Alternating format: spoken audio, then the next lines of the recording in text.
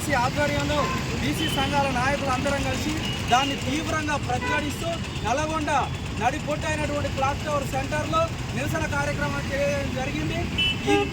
ఈ అగ్రవర్ణాలకి బీసీల మీద ఎంత వివక్ష అనేది ఈరోజు చట్టబద్ధంగా వాళ్ళే చూపించడం జరిగింది. ఎందుకంటే 2014 నాడు కేసీఆర్ సమగ్ర కుటుంబ సర్వే చేసినప్పుడేమో 51% హిందూ బీసీలు, 10% ముస్లిం బీసీలు అని చెప్పి 61 నుంచి 61.25గా ఉన్న శాతాన్ని ఇవాళ 56% తీసుకొచ్చింది. ఇలా దాదాపు 6% తగ్గించింది. ఇంతకంటే వివక్ష ఇంకేమైనా ఉంటుందా? దీనికి కారణం నల్లగొండ జిల్లాకు చెందినటువంటి కోమటిరెడ్డి వెంకటరెడ్డి, ఉత్తమ్ కుమార్ రెడ్డి, జానారెడ్డి అనే ముగ్గురు కలిసి కుట్ర పడినట్టుగా మేము స్పష్టంగా దీని మీద ఆరోపిస్తున్నాం. ఈ ముగ్గురు కలిసి ఈ రాష్ట్ర కాంగ్రెస్ ప్రభుత్వం ఈ రేవంత్ రెడ్డి దగ్గర తీసుకుపోయి నల్గొండ జిల్లాలో ఉన్న రెడ్లంతా కలిసి యావత్ తెలంగాణ ఉన్న బీసీలందరికీ వచ్చే ఒక ప్రయత్నం చేస్తారు. అదే మీకు ఏమైనా సిక్కున్న ఆదాయమై కాంగ్రెస్ ప్రభుత్వాన్ని అడుగుతున్నా, ఎవరన్నా జనాభా ప్రతి 10 ఏళ్ళకోసారి జనాభా శాతం పెరుగుకుంటూ పోతుంది. ఇక్కడికి వచ్చరికి జనాభా శాతాన్ని తగ్గిస్తున్నారు. అలా ఎస్సీ జనాభాని, బీసీ జనాభాని తగ్గించుకుంటూ పోతుంది. మరి క్రిస్టియన్ బీసీలు ఎడబోయారు, చచ్చిపోయారు. అసలు ఈ రాష్ట్రంలో లేదా? చూడండి, ఆ రోజు ఏమో 1,85,62,000 మంది ఉన్న జనాభా ఇవ్వాలంటే ఒక 21 లక్షల మంది చచ్చిపోయారట, లేరట.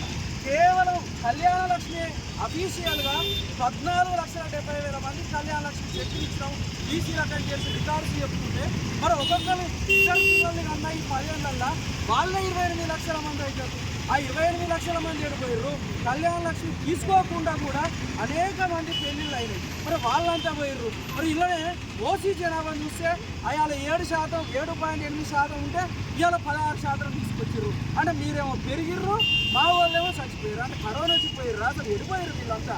ఈ పిచ్చి పిచ్చి నగరాలని బంద్ చేయాలి, తీవ్రంగా హెచ్చరిస్తున్నాం. రాష్ట్ర వ్యాప్తంగా దీన్ని మళ్ళీ రీసర్వే చేసి మా జనాభాని ఉన్నట్టుగా చూసి ఒరిజినల్ లెక్కలు చెప్పకపోతే కనుక రేవంత్ రెడ్డి జాగ్రత్త చూసుకుంటున్నారు ఇప్పటి నుంచి. ఎందుకంటే ఇన్ని రోజులు మాకు చైతన్యం లేదనో, మీరు వేసే కొన్ని పథకాలను తీసుకొని మీకు 100 మంది అట్లా మా బీసీలలో కొంతమంది ఉన్నారు. ఇక మాకు చైతన్యం వచ్చింది, అందరం కలిసిపోయినాం.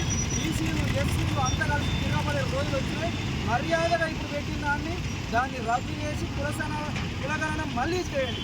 150 కోట్లు తగలబెట్టి మా బీసీలు, మా ఎస్సీలు, మా సొమ్మంతం 150 కోట్లు తగలబెట్టి మా మీదనే ఒక సర్వే చేయడం ఆయన ఇస్తే దాంట్లో దొంగ లెక్కలు చెప్తారు. మా ఉద్యోగులందరికీ 15,000 జీతాలు ఇచ్చి సర్వే చేయించామని చెప్పారు.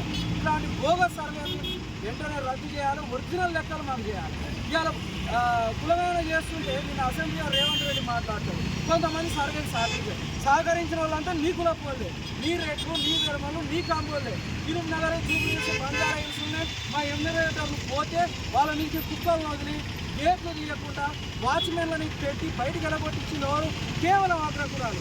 సిగ్గు లేకుండా ఇంకా 3,000 మంది పాల్గొనలేదని చెప్పి లంగం వచ్చేట్లు లక్కోర్ మాటలు చెప్తారు. ఖబర్దార్ రేవంత్ రెడ్డి, కాంగ్రెస్ ప్రభుత్వం, మీరు ఈ బతుకంతా ఎప్పుడు బీసీలను వ్యతిరేకించడం.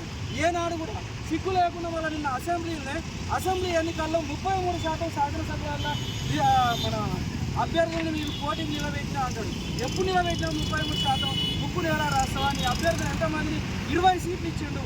కేవలం 20 సీట్లు ఇచ్చి 33% ఇచ్చినట్టాడు. పార్లమెంట్లో 4 సీట్లు ఇచ్చినావు, 4లో ఒక్కరిని గెలవని కాంగ్రెస్ పార్టీ నుంచి. ఓడిపోయే సీట్లు బర్కత్పూర, యాకూపూర సీట్లు తీసుకొచ్చి మా బీసీలకు ఇస్తావు.